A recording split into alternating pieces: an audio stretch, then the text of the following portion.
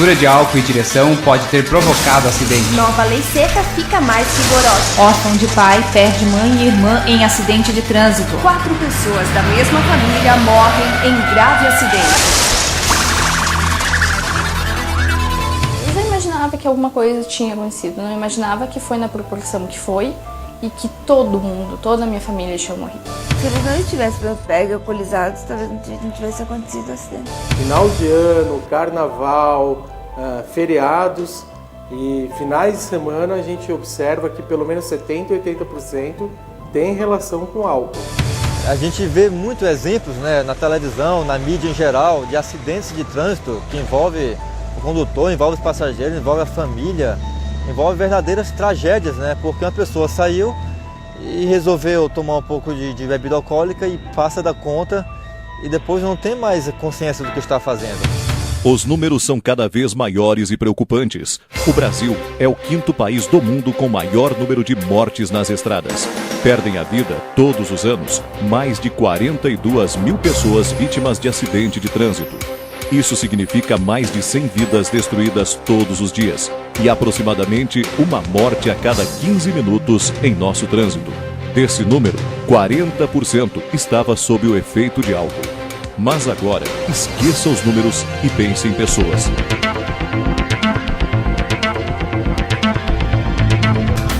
Última dose. O álcool tomando a direção. Você vai conhecer agora o relato de pessoas que andaram na contramão da vida e tiveram que reescrever sua história. Não precisamos ir muito longe para conhecer histórias de pessoas que provaram sua última dose. Uma dose que custou muito caro. E o preço está sendo pago até hoje.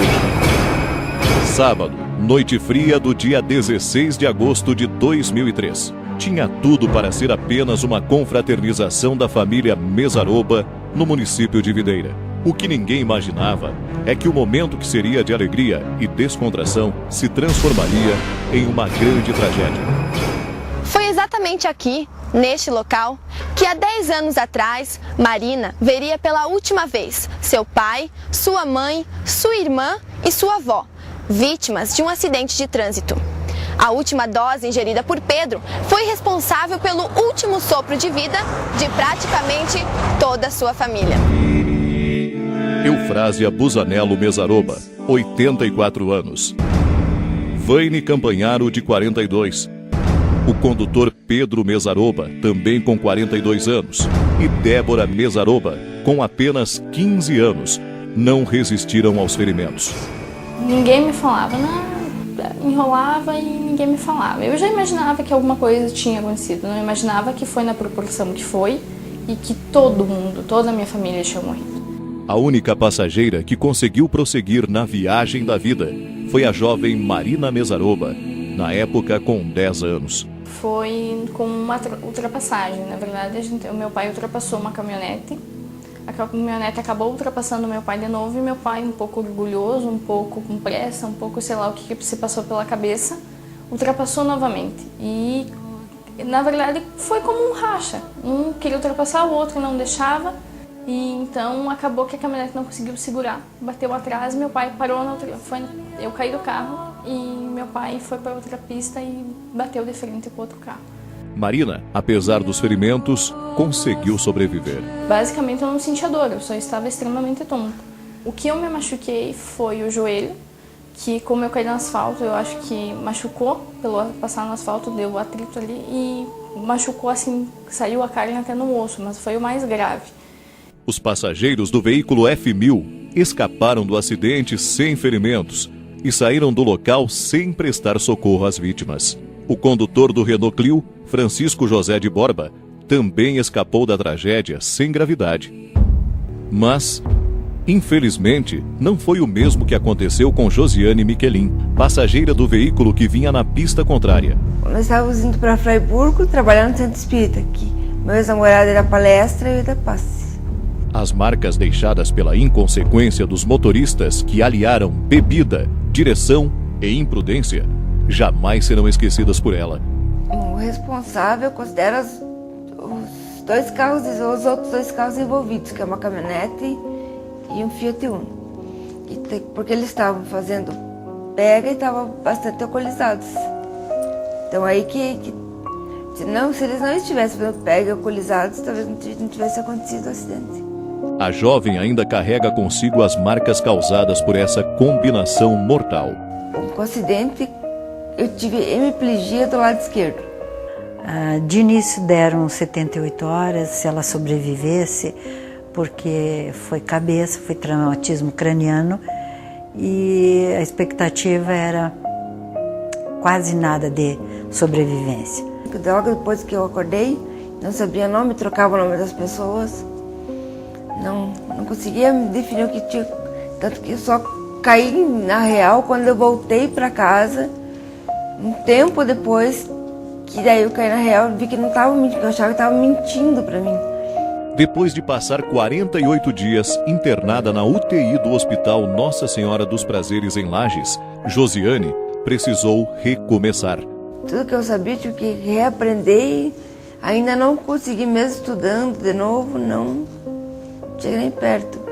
Foi muito difícil porque a minha mãe havia falecido na terça-feira daquela semana, na quarta-feira ela foi sepultada e no sábado foi o acidente. Antes do acidente, eu tinha uma vida bem independente, eu era formada em Direito, tinha 2 pós-graduações, tinha escritório de advocacia e era chefe do setor de licitações da Prefeitura de Videira. Para ela, todo novo dia é um aprendizado. Na época, fiquei com bastante raiva dos 2. Hoje eu tenho um pouco menos de raiva dos que faleceram, mas ainda tenho um pouco de raiva. Mas do outro que simplesmente evaporou, a gente procurou ele assumir o que fez e não... Mas e para a Marina, única sobrevivente da família Mesaroba, como apagar as tristes lembranças e recomeçar? Como lembrar do ocorrido sem sofrer? Como continuar sua vida sem o apoio familiar? O apoio de pai e mãe é uma coisa, quando se deixa de ter, é complicado. Você não sabe com quem que você perde o teu chão. E eu perdi o meu chão naquele momento. Então eu fiquei, assim, eu passei por momentos simples, mas que para mim eram muito importantes, né? Formatura de ensino médio. É simples, mas para mim era muito importante. Eles não estavam lá. Quando você é criança, você não tem problemas, geralmente. E se você tem, você chama a mãe e tudo se resolve. Ela te dá um abraço, ela conversa e pronto. Quando você é adulto, não. Então, às vezes você chega em casa e pensa... Aí dá uma falta muito grande. É preciso ficar atento, pois todas as pessoas que ingerem bebidas alcoólicas e depois dirigem, correm e também oferecem sérios riscos. Algumas pessoas são a prova viva deste relato, como é o caso do indivíduo com iniciais WR, que preferiu não se identificar. Além de sofrer com o alcoolismo, já se envolveu em 5 acidentes de trânsito por estar sob o efeito de álcool. À noite, também em velocidade não compatível com a via, eu perdi o controle dessa moto e caí num buraco, onde estava o pessoal da CIMAI fazendo um trabalho de conservação da rede e caí naquele buraco. Foi onde foi mais grave, que eu fiquei desacordado, numa poça de barro lá, que acordei 2 horas depois, todo quebrado, todo esculhambado lá, e sem noção do que era bebida e direção. Aconteceu tudo isso pelo fato de ingerir a bebida alcoólica. Eu não tinha noção o quanto faz mal, o quanto é prejudicial a bebida e a direção, né? Não combina. O quanto não combina essas coisas. E todas essas desgraças que eu passei, esses fatos negativos que passou na minha vida, a bebida alcoólica estava em primeiro lugar, e não a vida. E sim estava a bebida em primeiro lugar.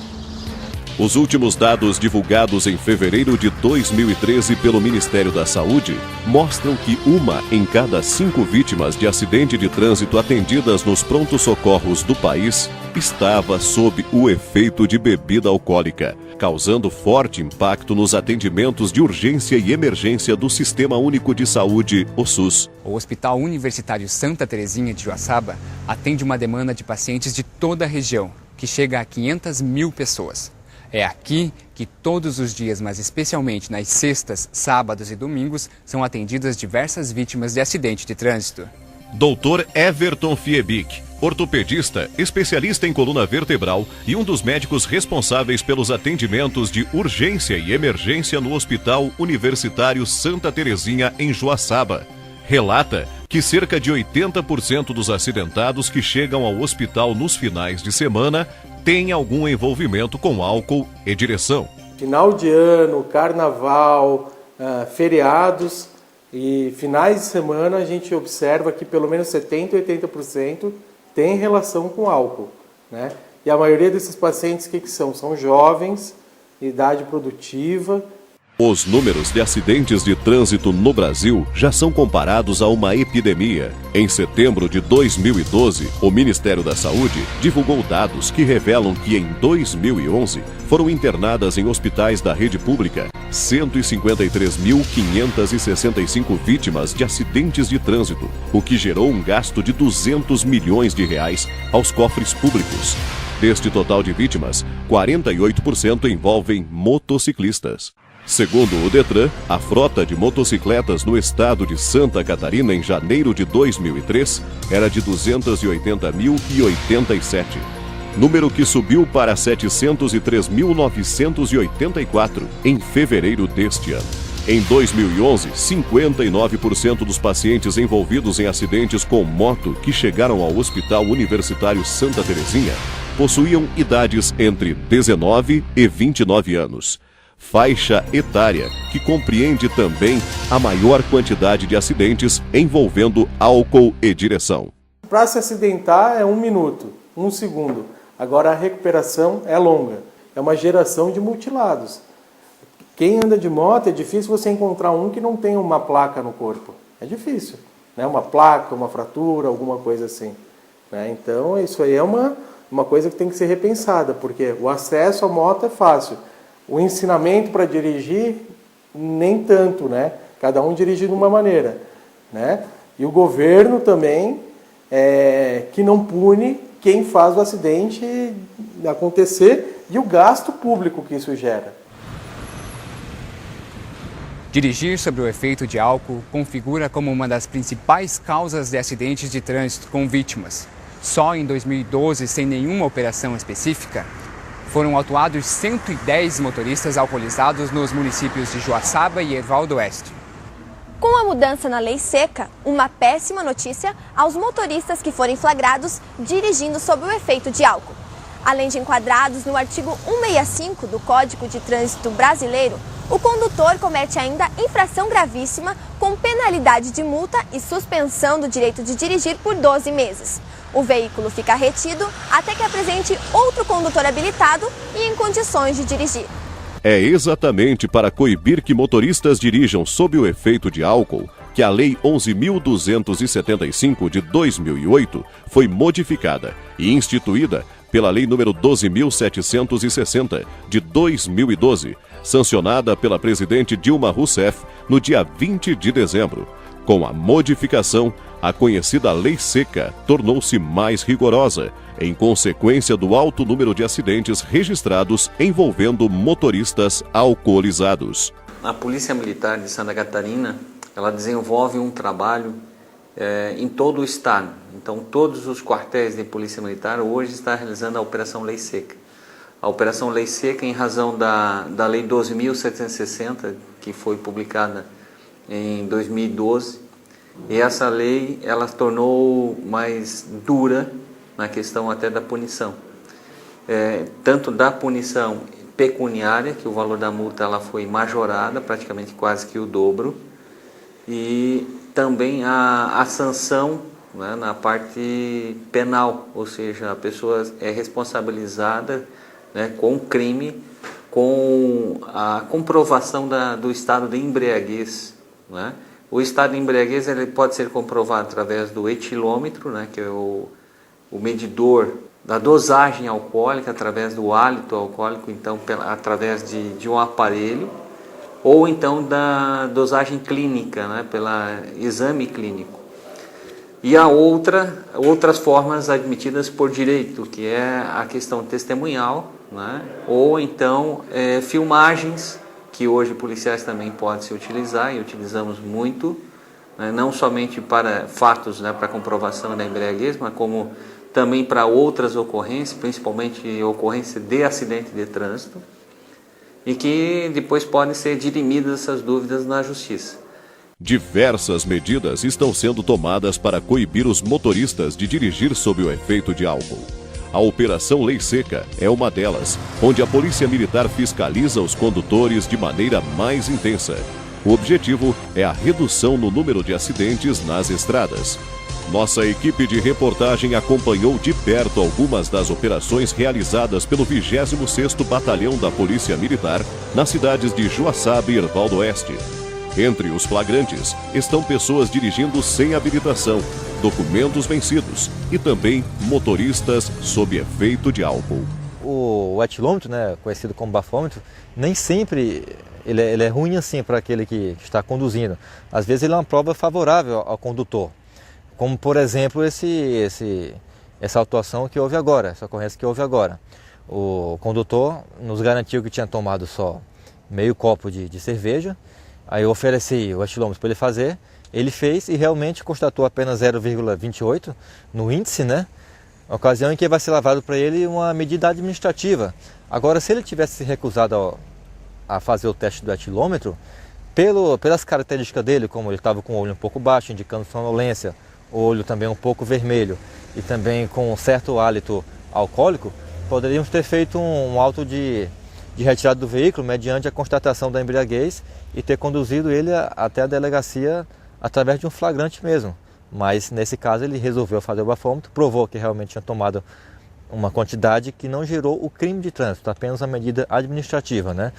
É a ocasião em que o veículo vai ser entregue nas mãos de um condutor que seja habilitado, que não tenha ingerido bebida alcoólica e que vai ser submetido também ao teste do etilômetro para provar que não bebeu e poder conduzir o veículo dele. Ele não vai ser preso, não constatou um crime de trânsito, apenas uma medida administrativa, a multa, né? Ao ingerir bebida alcoólica, todo o organismo humano passa por um processo de modificações que dependem de fatores como quantidade de álcool consumida em determinado tempo, massa corporal e metabolismo. Quando o etanol carregado pelo sangue chega ao cérebro, os neurônios são estimulados a liberar uma quantidade extra de serotonina. Esse neurotransmissor serve para regularizar o prazer, o humor e a ansiedade. É por isso que um dos primeiros efeitos do álcool é deixar a pessoa desinibida e eufórica. Se a pessoa continua bebendo, outros neurotransmissores são afetados, fazendo com que os neurônios trabalhem menos, causando a perda de coordenação e do autocontrole. A ação depressora causada pelo álcool sobre o cérebro pode causar sonolência, desatenção, desconcentração e, eventualmente, desmaios, o que pode acarretar em tragédias no trânsito, caso a pessoa dirija após ingestão de bebidas alcoólicas. Em estudos realizados nos Estados Unidos com motoristas urbanos envolvidos ou não em acidentes de trânsito, se constatou que com dosagens sanguíneas de 80 miligramas, há um aumento de 4 vezes na probabilidade de ocorrer acidentes. Bom, o fato delas ingerirem bebida alcoólica, ela passa por dois efeitos na hora de ingerir, dois momentos na hora que ela ingere a bebida alcoólica. Então chega um determinado momento em que os movimentos psicomotores da pessoa, ele fica mais lento, causa sonolência e faz com que aí diminua essa visibilidade, esse raciocínio, essa lateralidade, o que pode sim ocasionar com mais facilidade e com maior frequência acidentes automobilísticos. A segunda morte mais violenta no Brasil é a causada por acidentes no trânsito, perdendo apenas para os homicídios. Buscar a conscientização da população é o que mais se tem feito nos últimos anos. Pessoas que perderam familiares, amigos ou até já se envolveram em acidentes de trânsito, no qual o álcool foi o personagem principal, já estão realizando campanhas na mídia, a fim de mostrar para a sociedade as consequências em dirigir alcoolizado.